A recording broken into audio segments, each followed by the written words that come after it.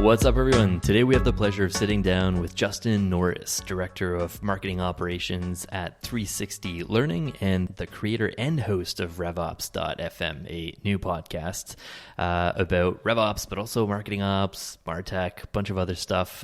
Justin, I've followed you on LinkedIn for quite a bit of time now. It was fun being on your podcast. So we're changing roles here a little bit. So for the folks, Justin kicked off his career at CGA Canada as a marketing strategist and later joined a startup in Toronto called ClearFit as their third employee in the first marketing hire, where he wore all of the marketing hats. He then joined Percudo, the esteemed marketing operations agency, as their Marketo solutions architect. And he was later promoted to senior director of solutions architecture at Percudo. He's currently the director of marketing operations at 360 Learning. Like I said, they're an LMS that features collaborative tools. And late last year, Justin also launched the RevOps FM podcast, a weekly masterclass on becoming a better revenue operator. Justin, thanks so much for your time today. Pumped to chat. Excited to be here, guys. It's a dream to sit down with you both, so thank you. Yeah, well, thanks for joining the show. Look, it's impossible to ignore right now AI, so let's just deal with it and talk about it right now. One of the things that I think a lot of folks in marketing technology are dealing with is this fear of missing out with AI. Up until early last year, I really didn't actually play with AI too much. I used it a little bit here and there as I saw things come out on LinkedIn or Reddit and just kind of tinkered, but you know, a year later, after the launch of GPT-4, it's a daily part of my consulting practice. I'm using it with my clients. I use it more than Google for finding information. This is an SEO saying this. But I think there's a lot of people who are sitting on the sidelines or kind of looking from the outside or feeling a little bit overwhelmed by all this. Like you go on LinkedIn or social media and it's like prompt guides and prompt engineering. And you're like, what can I do to make sense of all of this? I saw you publish something really interesting on LinkedIn around like marketing use cases for AI. So I guess my question here is, do you think people should have a fear of missing out? And what is the kind of the delta between the reality and the expectations of AI as we stand here today? Yeah, I mean, yes, I think people should have a fear of missing out, a fear of falling behind. I think there's also legitimate fear of AI, so just the FO part of the FOMO. A fear of AI, and socially, ethically, like there's that dimension, and then there's even just professionally. What does it mean if all of a sudden all of our emails, all of our LinkedIn posts are written by AI? Is that a good thing? So I think those are discussions that could be had. I'm a bit like you in the sense that I'm maybe like 6 months behind you in terms of adoption. I think certainly way behind Phil in terms of adopting it for the image generation and all that sort of stuff. But I have this weird contradictory impulse of being a technologist who really loves technology, and then I'm also really kind of like a technology hipster, where if like something is the bandwagon, I really don't want to be on that bandwagon. I'm like, these people with their AI. So I kind of take a skeptical eye. I've seen enough of like a yearly hype cycle to know some things stick around and some things don't. And I think it's very clear that this will stick around. And so when I see something that reaches that point, I then launch into, well, I want to bring order and structure to this because I don't like just sensationalistic things. So a little bit of like a grumpy old man approach where it's like, all right, if we're going to do AI, going to do it properly and going to, map out the universe, figure it out. And that's what kind of led me to that approach that you mentioned of like publishing that list of use cases, because I don't like adding noise to a room. I want to see like where can I add value. And I think you both take this approach with your podcast too, from what I've seen. Like you really like to break things apart into their pieces and cover every angle. And so I thought there's a lot of like tools, and I've subscribed to newsletters and I'm seeing all these prompts, but no one's really looking at it from the business point of view, saying here's all the things we need to do. Where can AI help? So here's where I can add value, and I have the sort of tenacity and stamina to like literally go through and map that out. And that's what I did, and I've gotten some good feedback on that. So I hope that that's helpful, and then based on that, I've started to play around and try to incorporate that into my practice as a marketer and a marketing ops professional. Very cool. Yeah, I remember seeing that resource, and I think you had like 36 in on your list there, and maybe you've added a few over time. But yeah, one that jumped out to me that I'm particularly excited about seeing more adoption of is this next best action kind of idea, like recommendations, and also the audience selection or propensity modeling idea. Like you should add potentially iterable, or there's a lot of other tools in there, OptiMove as well, to that list of tools that are playing around with these like next best action tools. I'm playing around with myself. Like the tooling is great in theory, but it's the frameworks that's hard, right? Like telling a team that's using rule-based automation to now start sending emails based on propensity models and likeliness to buy or likeliness to churn, like it's almost like starting from scratch and rethinking how you're approaching all these like automated nurture campaigns. So how in your mind, like, can we help marketers navigate this like change from rule-based automation to propensity models, and what do you see in the future of quality assurance, like QA systems? What do those look like when we get closer to start letting AI take the wheel when it comes to like email and messages? So there's a lot in there to break down, and I know this next best thing, I think it's been like the holy grail that people have been chasing for a long time. Like for years, we've been hearing about it, and we're sort of at a place where it's possible. And I actually have spoken to two different founders in the last few weeks alone who are like working on this problem in a B2B context. And my feedback was the same in both cases, which is it's super interesting, but we have to subordinate the technology to what actually works as a marketer. And I think that it's really easy to think about, oh, what could I do and how could this work, and lose sight of the customer context and what would actually make sense to us as consumers. Would it actually work? I think where next best like easily makes a ton of sense is like a B2C use case, or maybe like a really low value PLG motion where it's like, I use Canva, kind of on their free plan, and then they like give me a discount and I'll go to the pro plan and then I'll go back. You're like, so perfect for that. They can probably tell when I'm on the edge. Or if I'm going to buy a pair of socks, they're going to discount ladder me. And we've talked a bit about that in an earlier discussion, Phil. But when we think about like a $50,000, I don't know, ABM platform, or if I think about the product that I'm working on day to day, which is a learning management system, it's complicated. People have existing platforms. They're in contracts. There's decision committees. There's multiple people. So it's not like we can just, send Susie in HR an email and it's going to tip her over the line and she's going to sign the doc you signed today.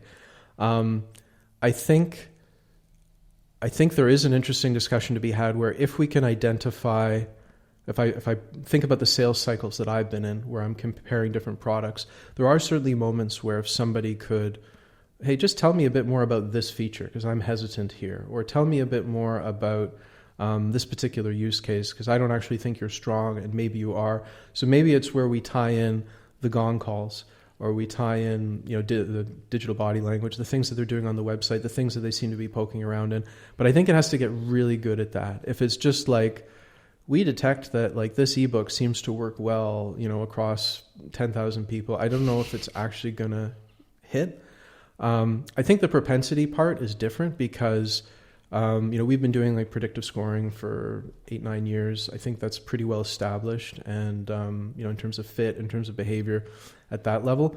From the QA point of view, like it's really hard. I shared something like almost as a joke the other day about an outbound email that I'd gotten that seemed pretty clearly AI generated to me, because it was like, hey, we're looking to reach out to people in Mississauga, and I hope I didn't disturb your run around Lake Aquitaine, which is like a trail evidently near Mississauga, which is like 3 hours from where I live. So it's like hyper specific, hyper precise, hyper inaccurate. Like, okay, this is what the future of AI will look like without QA. So to your point, I think right now there needs to be a human in the loop. It's too much of a brand risk to not have that. How do we thread that needle? How do we do that at scale? Like, I don't know. But I think I currently would be judicious in approaching it with anything that could be really evidently wrong or create that sort of negative brand impression. I kind of have a follow-up question, a little bit off the script, but something I'm seeing in my network is more and more people coming out and talking about like pain, the emotional pain of this forced adoption, right? Like AI is in such this hype cycle where everyone is like thinking, back to my earlier question, the fear of missing out. But what you highlighted there is like these systems, especially in my own experience of using them daily, is they are powerful, but they don't always hit the mark. In fact, sometimes if you're relying on them too heavily, it actually like diminishes the human element so much that it becomes plainly obvious of what's going on. So in terms of like the emotion of a technology, I think this is unique in this space, and maybe you agree or disagree, but this sense of forced adoption, like everybody's got to use this or I'm going to be left behind, versus the actual reality of bringing this technology in. I actually see a lot of wisdom in the approach that you outlined earlier of this kind of concentrated, slow rollout. What are your advice for listeners who are thinking through this themselves and trying to find the right balance of, you know, being early in a curve that seems to be moving quickly versus actually getting results out of these tools? Yeah, that's such a good question, because I think there is a big delta between what it can actually deliver and what people are talking about. In the list of use cases that I put together, I tried to capture that with like a feasibility score and then an impact score. So there's some things that are highly feasible today, like you can write your LinkedIn posts with AI. I don't think that you should. I don't think that's what people want to hear. But then in another case, like you can create images with AI today, and I think that you can and you should, because you can produce some amazing work. And so what I'm doing at least is evaluating it all, looking for where I really could use some help. One of the things that we'll talk about, but like, you know, processing unstructured text at scale, like that's really boring to do as a human. Like, so where you actually feel like, oh, this could actually help me, I like that. Or where I'm seeing opportunities. Like I've done more with AI imagery because of the work that you guys do, where I'm like, wow, there's some really cool things that are possible with this. It's way better than like going to Shutterstock. Sorry, Shutterstock. But, you know, like, so I'm going to do that because it's to my benefit, versus like, all right, everybody, like take your medicine, let's do AI because we got to. So I'm just kind of letting that need drive it organically. Yeah, I think that's great advice. I want to pull on that thread about the converting unstructured data into different systems. Like you made a recent post about using different AI tools to pull out qualitative insights from your customer calls. I think Gong's a good example of recorded calls, but there's a lot of different tools that do similar things out there. But I thought it was a very interesting use case. You call out right away that quantitative insights have been the focus for marketers for, you know, like decade plus, and definitely guilty of over-indexing on quantitative myself. But you gave this great breakdown of how AI could be used to pull out qualitative insights at scale. As a content creator, I often wonder about the future of AI and creativity. And do you think that these AI applications accelerate, enhance, or even better humanize content that comes from humans? I'm thinking about this a lot right now, and it's hard not to.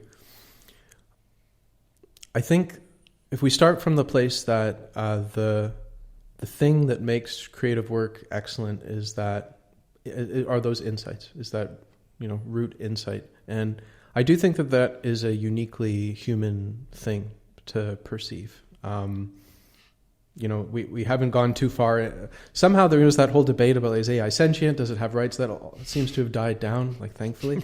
and I am of the mind that there is something unique and special about human consciousness that is never going to exist in a machine-generated neural network. So where I think about AI is it's like a paintbrush, except if you could give the paintbrush verbal instructions and it would interpret them and do the painting for you. And so where does that leave us? I think it can certainly accelerate and automate and make scalable human behaviors that are tedious and manual and repetitive. So instead of me going through each Gong call and like looking it up and like, okay, and putting it in a spreadsheet and doing it again and again and again, AI is going to scale that out. So that's super useful. Scaling, like looking over a big corpus of text that would take me time on its own. I could even analyze those insights and summarize them. I still think there's work to do for me as a marketer or as a creator to like process that and come to conclusions. And I had on my show one of my old bosses, Mitch Solway, who is really more of a, he's got a lot of skills, but really like messaging and strategy is like his thing. And he talks about how he arrives at a message through interviewing customers. And there's like this magic and like spark and like fire in his eyes when he talks about it, and how he forges connections. And it's almost intuitive or subconscious, however you want to think about it. I don't think an AI is going to replace that, but it can scale a lot of the work that goes into that. And then it can be a tool. And I don't know why I feel differently about imagery and about writing. Like I feel a real resistance, not like the summarized writing, like summarizing something, but like I never want AI to write my my LinkedIn post. I want that to be me. Why do I feel that way, and why do I feel okay using it as a tool to create images? I haven't fully squared that in my head, but somehow I do feel that they're different. I don't know if you guys think that too. Yeah, I agree. I think it's capability right now. Like you can tell when people are using ChatGPT to comment on your posts.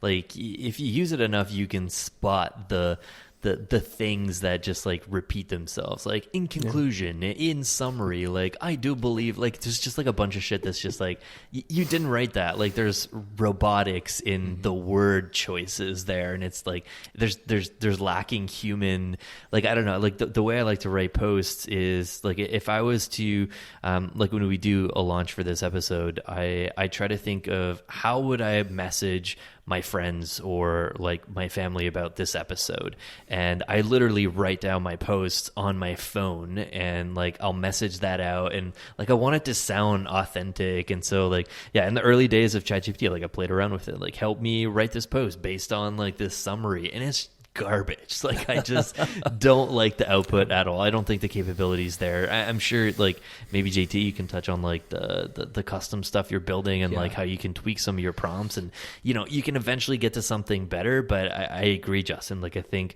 the image is just better, and I think that DALL-E is still quite a bit away from Midjourney. We're talking a lot about like comparing those two tools. But yeah, there's just something special about being able to prompt Midjourney and like see the output and just be inspired and engaged by the image. And yeah, I think capability on imagery is just like far ahead of writing LinkedIn posts anyways.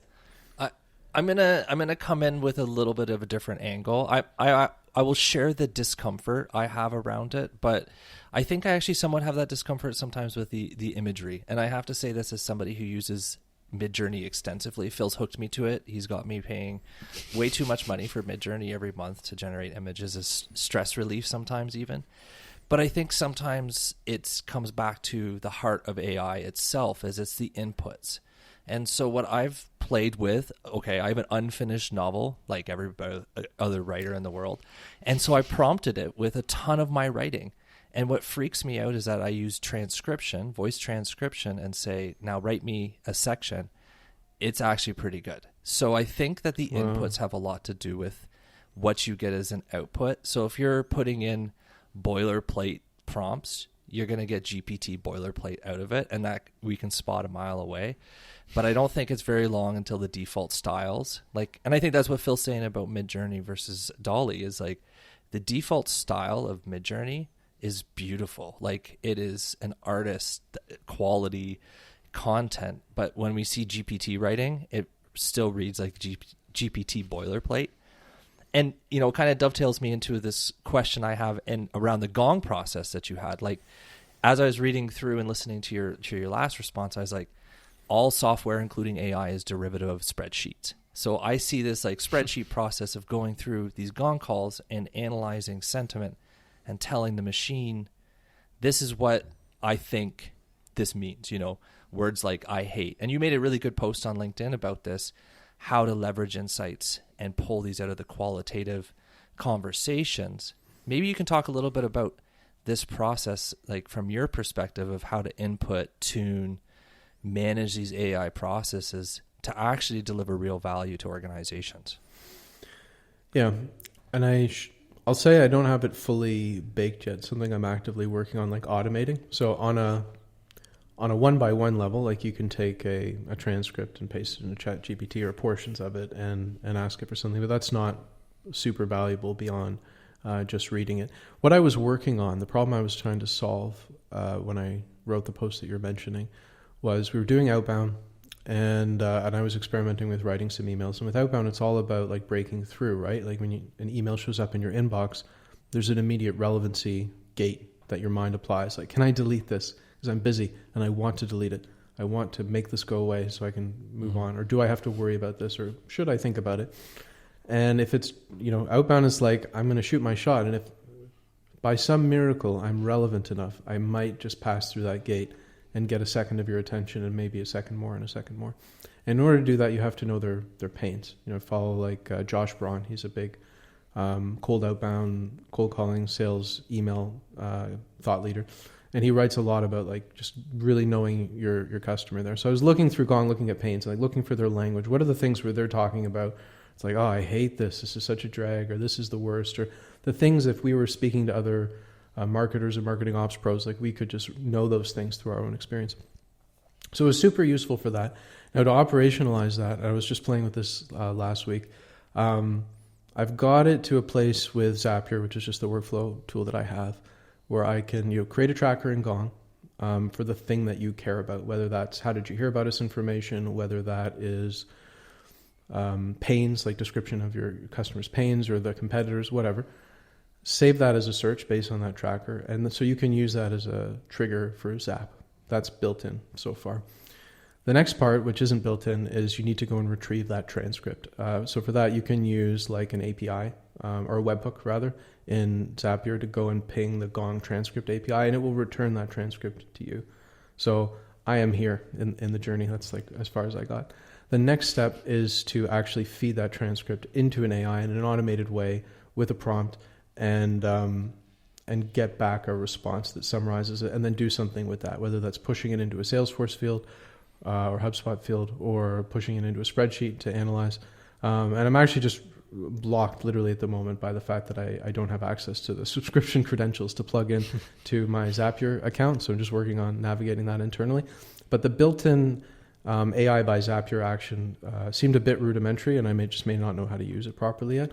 But you can certainly, and I've seen it, like have a ChatGPT discussion within that flow and return things back. And so that's what I'm aiming to do. I think it's totally achievable, but I'm still kind of working through that. Very cool. I'm looking forward to the LinkedIn post when you get to finishing that process.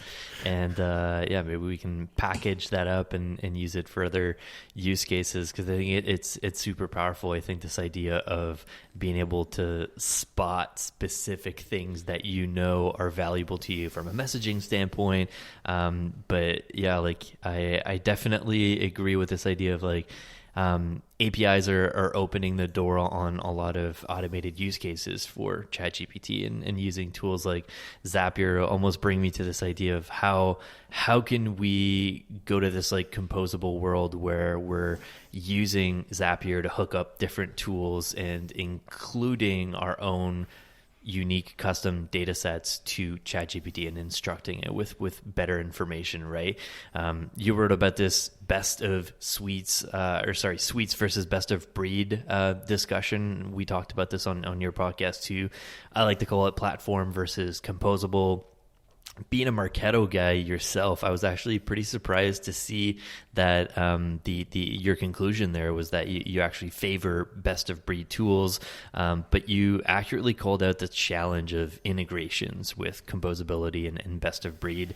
What's your solution for tackling the age-old problem of endless lines of API integration overload? Yeah, so it's really funny that you say that in a way, and I can see where you're coming from. But I have always considered myself a best of breed guy, like for as long as I've been doing this. But I think the meaning of that has changed. And we talked a little bit about this before, but where it was like a suite meant that you were going to buy like all SAP or all Adobe or all Salesforce. So you're going to use Salesforce and Pardot instead of like Marketo and Salesforce. So Marketo and Salesforce was, best of breed because you're using two tools from two different vendors because you like their functionality. And I think what's changed is just that the ability to break that functionality down into smaller and smaller point solutions and microservices and have them talk to each other and give the average Martech team, or let's say the slightly above average Martech team, the ability to, connect those dots together on their own has increased so greatly. and to the point where now Marketo is the monolithic platform, and people are breaking that apart into different components. The thing that I think about there is, just like, there's no perfect MOPS leader, or there's no perfect CRO or CMO, like, considered in the abstract. There's just a perfect person for a specific job in a specific company at a specific time and place. And it's the same way with tech. I think there's no perfect tech stack. Everything is about context. Everything is a cost. Everything is about trade-offs. And so you have to consider, if you're a company of 10 and you have like a quarter of an FTE working on Martech, like, I don't think you're going to go and build a big composable stack, because it's like, this is the best. It wouldn't make sense in that business context. And in other contexts, of course, it would. And you've lived that, I know, Phil, from our past discussion. So I think, to me, ops is a game of skillfully managing those trade-offs to achieve an objective. And you have kind of one eye on the present, and you have one eye on the future.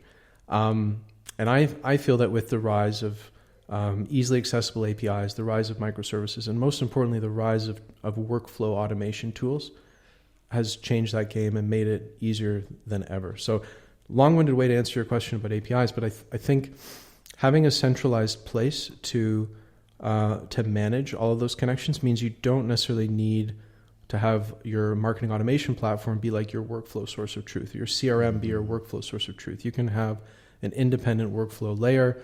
I have the most experience using Workato. It's my tool of choice for that. But that could actually be your place where you have all your logic about data value updates and who goes where and who does what and all the if this then that stuff. And then you have your systems of execution that are sending emails or sending text messages or booking calendar invites, or the interfaces where your sales team is working to do their stuff. And I think that can be managed quite readily with error handling and troubleshooting, and without making you go crazy, with a lot of custom development. So I think we're there. And if I was building a stack today, I probably would look at that, at least at the first place, depending on the context that I'm in. Yeah, very cool. I think the rise of web services, and even like this idea of warehouse native Martech tools, where we're relying on activating data that is in our warehouse. Like, I think a lot of folks listening to you about a quarter of a full-time data engineer on the team, like that was too real of a statement for me from past gigs there. But yeah, one thing with countless integrations that I struggled with was actually like figuring out how we activate the data that lives in the most important places so that we can have it in our marketing tools. This episode is actually brought to you by our friends at Census. Census is a data activation platform. They're used by cool companies like Sonos, Canva, Crocs, Notion, and a bunch of other ones. We use them at my current startup, and as a customer, I've experienced the magic of using a reverse ETL tool like Census. They allow me to have like this no-code audience hub that's very similar to a lot of marketing automation tools, where you can build segmentations of different customers and different data points based on data coming from your data warehouse. And you can then create highly personalized journeys in your marketing automation platform, or like your Google Ads platform. We're actually running a really cool contest with them right now. If you like the Humans of Martech graphics and you want your very own image, we're doing this monthly raffle with Census for a personalized t-shirt designed by us. So you can enter to win at kencensus.com/humans. But Justin, I'm curious, like, what are your thoughts on this shift of like this warehouse native centric approach to Martech, where, I don't know if you remember, like CRM was kind of like all the data needs to live in the CRM. The CRM is the source of truth. I feel like we're definitely migrating to the warehouse being the source of truth, like what lives in Redshift or your CRM. Like, what are your thoughts there? I'm already on that website filling out that raffle application. Get my t-shirt. I'm not even listening. Just joking. Same answer, obviously, about context and things apply. I think one of the things that shaped my thinking about this, and I haven't really seen this happen in reality yet, but there's a concept called a data mesh, which was popularized by an data engineer named Zamek Dagani. And the idea there was that any kind of centralized process can become very fragile, very rigid, and breakable, and has a tendency to not scale. And the things that the concept of a data mesh maximizes for is having local data stewardship, and kind of universal or ubiquitous data consumption and data availability. So the notion there being that, like, all right, if you try to like a centralized warehouse, I think is a good step until you reach a certain size. And then at that point you have, if you think about like Spotify, this was the example in the article I read, you have lots of different sources of data at Spotify. You have like artists and playlists, and then you have stuff around activity, like how people are engaging with those things and users' preferences. So rather than trying to store all that in one place, like you have the teams that are working on those topics, owning their data and making that data available for consumption via an API to the rest of the company.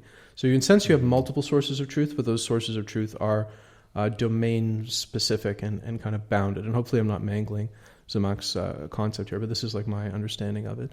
And that really spoke to me, because what it means is that, like, as a data consumer, you have access to everything via an API that's like really standardized. And what it means is that as a data governor or a data steward, the people that are managing that data are the people that are the closest to it.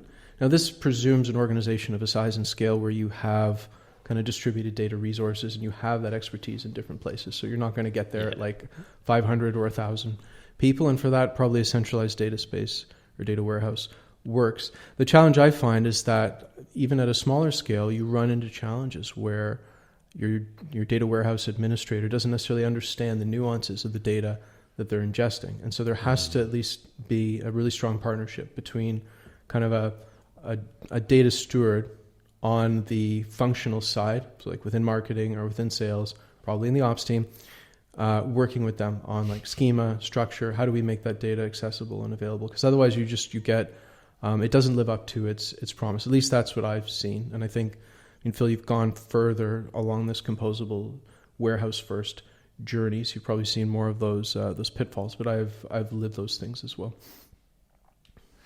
I kind of have a follow-up question, and it's been building in my brain for a little bit, so this is always a dangerous moment on the podcast when I have a question like this. Phil's laughing and nervously already. What's he going to say? What's he going to say? We're going to cut this. So, Justin, like from my own perspective, I've been out of marketing operations for a little bit, but I'm still very much in marketing technology. Some of the things that you guys are talking about here, like the connection between APIs, the different tools that you can use to connect data points, marketing technology is kind of this bridge between the really technical aspects of what we could do in marketing, from like, programming, data connections, web interactions, and so on, but also like this data analytics component. I'm just curious in your perspective, like 5-10 years from now, people listening to this cast who are, in school or in the beginning of their career, what type of skill set do you think is going to be the standard operating procedure for like top tier marketing technologists or top tier marketing operations professionals? Like, should folks be learning Python, JavaScript? Should they be using data analytics? Like, what's your read on the current trends? That is a dangerous question. I increasingly, so if we look back to the beginning, I was like a first principles guy. You can probably see the pattern by now, but I like to think about it from the beginning. And what was marketing ops? It was like demand gen marketers with tools who sort of knew how to use them. And then they're like, oh, I like this system stuff. It's like more fun than posting ads on Google. So I'm going to just do that more. And it was kind of my journey. Like, this is actually really cool. Like, I'm going to keep doing it. And then it all kind of got wrapped up together. And I think then where it's taken us is to a definition of marketing ops that's still very tech-centric, where tech is almost synonymous. Like, we have Martech, marketing ops. What's the difference? It's very different in sales ops. Like, even in my company, we have a sales ops team, and then we have a Salesforce team. And Salesforce reports into sales ops, but they are distinct. And I think what we'll see increasingly, and my friend Paul Wilson, who I know you folks know, he's been on the show, he predicted this to me a few years ago, and I think he's absolutely right, that we're going to increasingly see like a split between marketing ops as a business-oriented function that like runs the business, and then I think also manages performance management, some aspects of strategy, like really managing like the business of marketing from an operational point of view. See a split between that and a split between systems, and whether systems lives still within marketing, like it's kind of functionalized and distributed, or whether it's like one monolithic business systems with different things. I don't know if that matters as much, but I think the insight is that it's hard to do both. It's really hard to be like, I'm the product manager of this instance and taking features and doing this, and I'm doing like all of the daily troubleshooting and run work, and I need to think about like KPIs and challenging my team on performance and helping shift direct, the things that I think really good ops people should do. It's really, really hard to do everything. So I think obviously within smaller companies you will, because that's the nature of being in a small company, and if you like that, you will work in a small company and you'll do that. But I think the definition of the skill sets, I think they'll start being multiple paths. Are you going to be like a product manager of a set of platforms? Are you going to be a developer? Are you going to be more in like performance management ops? And so people will be able to choose those paths and maybe float between them. But the idea that that marketing ops is just synonymous with tech, I think that's really dying. And I think so many people talking about that more and more. And then just that one person can do them all. I think that will also start to fade away. Yeah, I think the startup folks listening right now are just like, how can you split those things in the small team that we have, but haven't had a stint at a bigger company. And I know when you were at Percudo, you got a taste of working with enterprise as well, and it's easy to see how convoluted a lot of the system stuff can get. And I think Paul is right on the money there on the future split. JT, I know you want to get into some that topics here. Yeah. There was a really fun sci-fi Star Trek post that Justin posted.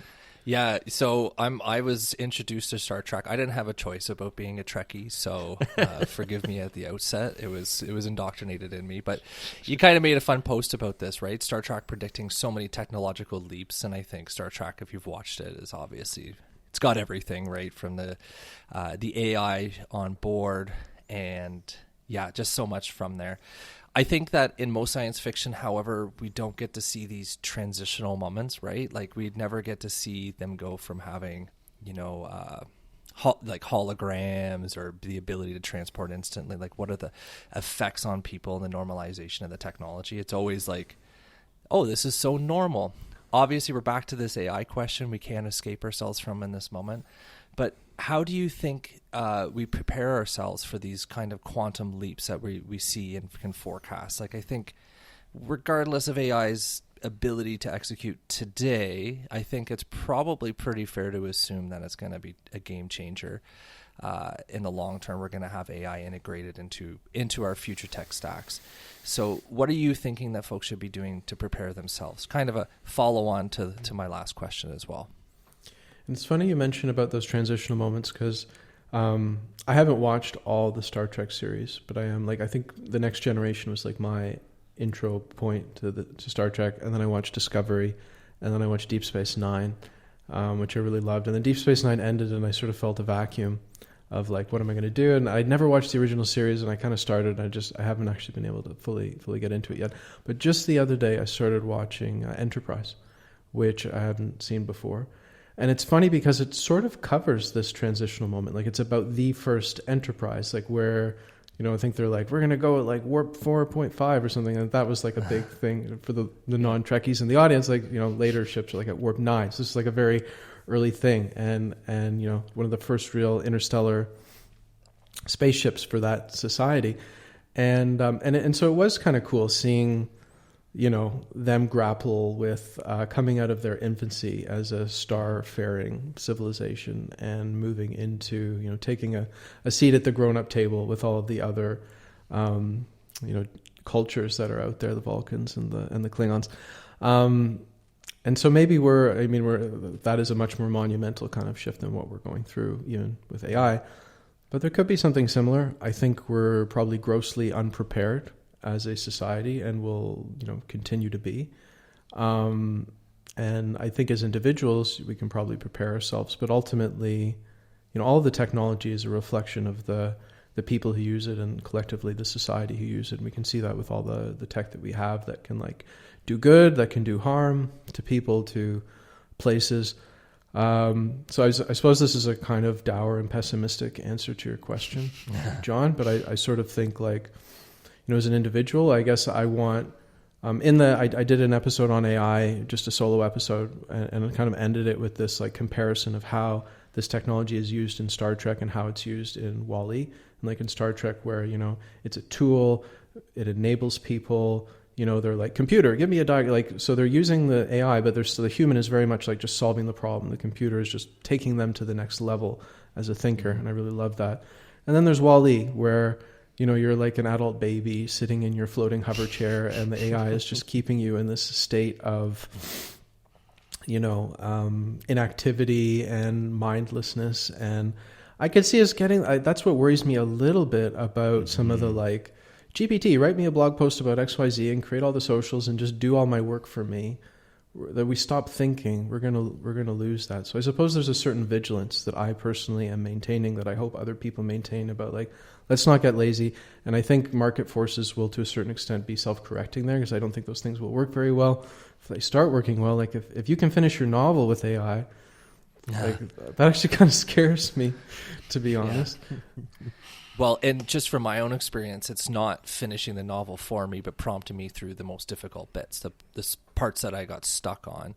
It just jumped in my mind as you're speaking. The idea, the paradox that we have in our society for almost all technology is our ability to use technology is almost completely abstract from our ability to understand it. And I think like this, don't have to be a decent writer or understand the concept of storytelling to go to GPT, follow some influencer's prompt and create, like Phil and I have been joking about this prompt I found on LinkedIn. And it's, I don't know, it reads like a lot of LinkedIn posts. It reads pretty decent. It's still GPT boilerplate, but I think that ultimately, just to wrap it up, like it's up to us, right? Human beings are getting to choose how we adopt this technology and put this out into market. And I think individuals like us actually have a role to play in how do we apply this technology and move it forward.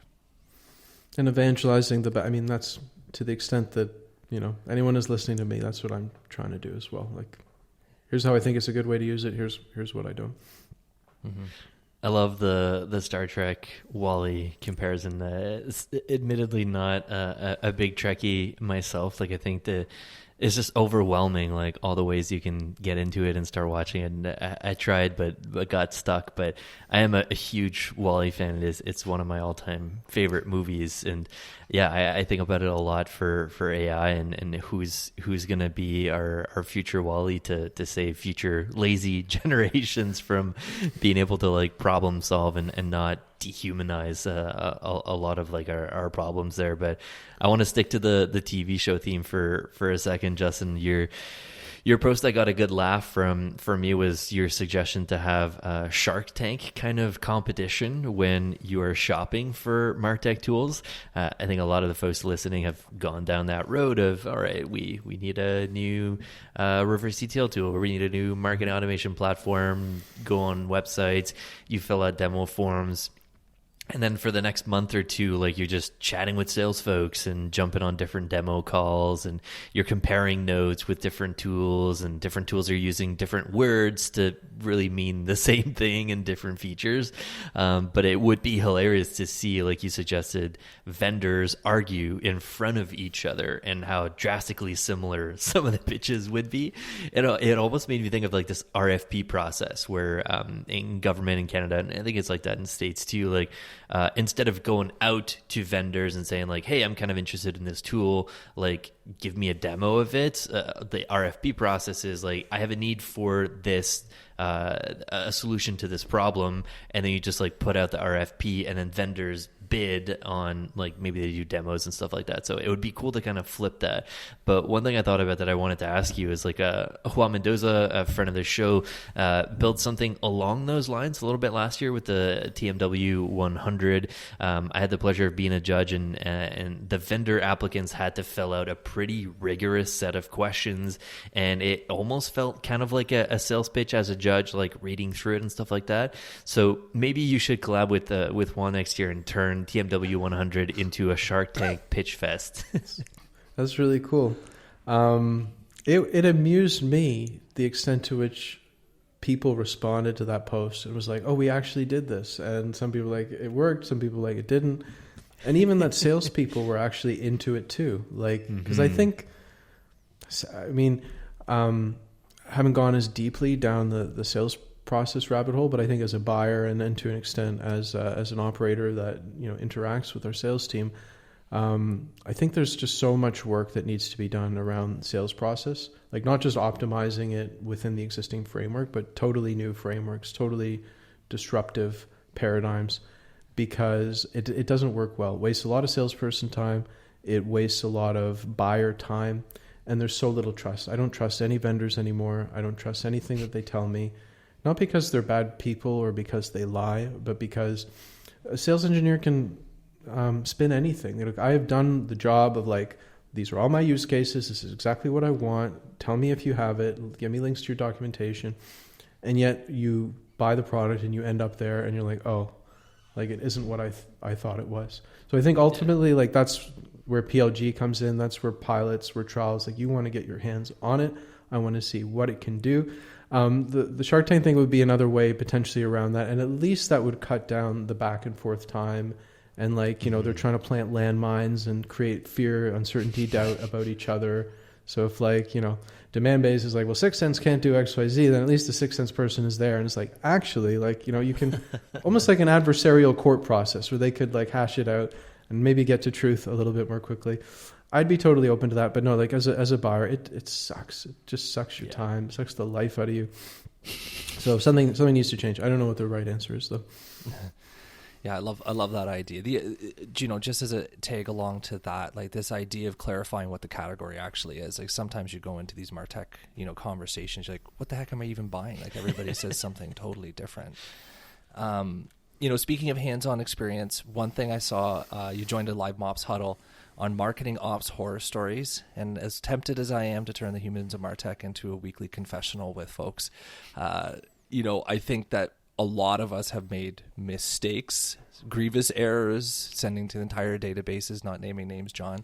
But I want to ask your advice for people trying to recover from a mistake. I think this is something that's common in MOPS. I think it's common in marketing to make an error, whether it's email is really the typical one because you can't take back an email that you send. But I think there's two parts to this question. One part is, how do you stop fear from paralyzing you from doing cool things? And second of all, how do you recover from a mistake?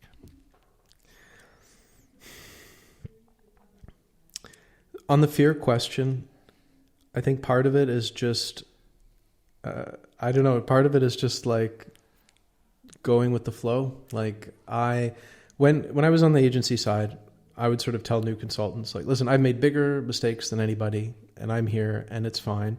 And I think if you have enough talent and you get enough wins, then you earn some credits in the bank that cover your mistakes. And just normalizing those mistakes, meaning that they're okay. There's a big difference between errors out of carelessness, errors out of lack of foresight, errors out of just simple lack of like caring, of giving a hoot about it. And I think those are damning errors. And then there's errors like we didn't know what we didn't know. It was my first time, et cetera. And so having a culture and an environment that normalizes that, that's like, yeah, you're going to... At Percudo, actually, it was one of the very first things. I think the first day I started, the COO, Youssef, said to me, like, you know, you're going to take too much time, like if you just try to sweat over the perfect architecture. So like take an hour, think about it, and then decide and move on. It's like, okay, that's the culture that we're in. That's perfect. That's the perfect environment. And you will make some mistakes, but you have to know that that's going to happen. So making that rule for yourself, having a culture like that. If you're in a culture where it's like no mistakes allowed, and I was just reading about this in a book the other day, like, well, then you're going to get people that don't take any risks and that are very cautious, and you're going to wonder, where's innovation in my company? Well, it's because you said I want no mistakes. You can't have one without the other. So I like to work at places where there's that healthy balance and where innovation and some level of mistakes are okay. Now, when they do happen, the most important thing I think this is universal, is just to take responsibility, because, there's something very disarming about saying, I messed up, it's my fault, here's what happens, here's what happened, here's what I'm going to do about it, and I will keep you up to date. And people are like, oh, okay. It's almost not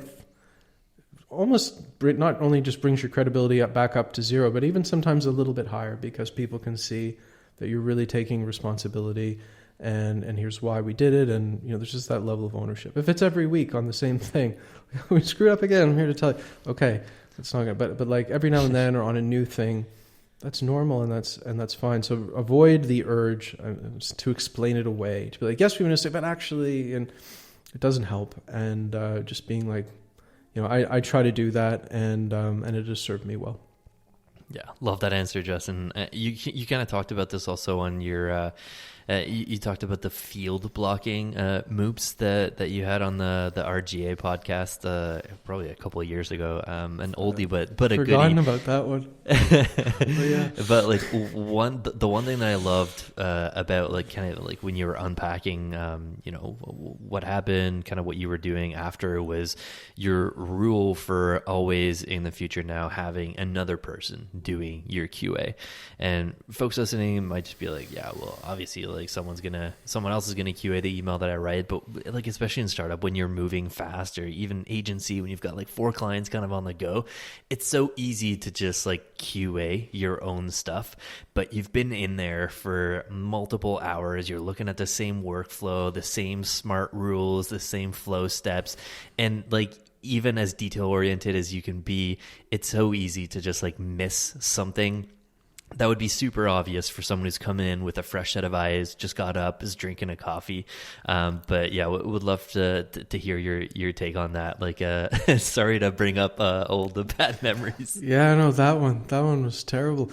That we literally had to build an entirely different software application to like reverse all the data changes, and thankfully we could. I think having a peer do the QA is an ideal, and an ideal is not always achievable, obviously. Like in an agency environment, it was a rule. It worked really well. And QA was actually a great job for more junior consultants that were getting started to come in, to have like this structured environment. And you learn so much through QA, you learn so much through troubleshooting, you see how things are done, but you're not responsible for building it. So it's a perfect kind of career and skill progression role. In my team, we try to do that as much as we can, but it's not feasible. I have a team of 3, and the 2 people on my team, work in different areas, and it's like I can't always be a bottleneck of like going into QA their work. So we have self QA, but at least having the responsibility of doing the QA and documenting the QA, which for me means having a set of unit tests that are documented. Here is the expected result. Here's what happens. Here's the test lead. Just having some of that rigor. That's what I really liked about consulting, to be honest, was that there was this feeling of like professionalism and rigor in how you do things. Documentation, QA, discovery, felt good. Kind of like almost like a uniform that you wear. And so trying to bring that in, even at a relatively small scale up, to bring that in as much as we can, and have that culture of professionalism. So I think you can do that even with a small team. Time flies when you're having fun. We're to our last question, the inevitable last question we ask all of our guests. Justin, you're a podcast host, a speaker, a sci-fi fan, guitar player, owner of 3 dogs, a homegrown gardening ops manager, which we just invented that term, but I love it. How do you find balance between all the things that you're working on? How do you stay happy, successful, and well-balanced in your career? What's your approach? It's pretty hard, I would say. Anyone says that you can balance all those things easily is either amazing or I don't believe it. The way I'm thinking about it is that there is a season, for everything. There's a season for career. There's a season to start a family. There's a season to start side projects. There's a season to pursue your passions. Some of those seasons can overlap, obviously, at various times, but you have to know what you're doing. So right now, like last fall, I started RevOps FM, and you both know what's involved in starting a podcast and trying to make it successful and committing to publishing weekly and promoting it and all of those things. This is a huge, huge thing. So I'm like invested in that. I think the key thing is that you have to be doing something that interests you and that is providing a channel for something that you like want to express or want to develop or want to grow. So for me, it's like I really enjoy doing it. Like I really do. And obviously you do too, because we wouldn't be doing this otherwise. You've been at it for 3 years. But it's awesome to learn. It's awesome to like, hey, like you, smart person who knows something that I want to know, like come on my show and I just going to ask you questions for an hour and learn whatever I can from you for free. That's amazing. And even if nobody watched, that would be a really cool thing to do. Yeah. So I like it. And now there's limits. So something I recently did was bring on like a producer on contract, someone who edits the show. And I can kind of work with on that. And she just reached out to me like a cold email, but her email was so spot on. Like, I think you understand me. And then for a long while, I was like, I'm a perfectionist. And I was like, I don't know if I can trust someone else to edit the show. But just the first conversation, I'm like, oh, this person actually gets it. She had a background in radio. And so I'm now in the, have gone through a few episodes of doing that. She edited your last episode, the episode with you, Phil, that I just posted. And it's working out. And it's like, yes, not every little thing is exactly like I would do it, but I get some of my weekends back. And I also have time to now do things like if I want to develop YouTube as a channel, or if I want to just post more on LinkedIn to promote my stuff generally, like you reach a point where you have to bring in help, know what you're going to outsource so that you can do other things. And so that's the realization for me. It's like, actually it's impossible to do all, so figure out what you're not going to do and keep yourself happy that way. So that was a step that I took. Awesome advice. Yeah, we'll have to take some of that ourselves. I would like to get some of my weekends back, but we are outsourcing a bit more this year too. So yeah, we'll take that advice to grain. But I appreciate your time, Justin. This is super fun. Time flew by. We'll love to see the future of building RevOps.fm. Really excited to have another podcast in the similar kind of field there. But really appreciate it, man. Thanks for your time. We'll chat again. Thank you guys so much. It was a lot of fun.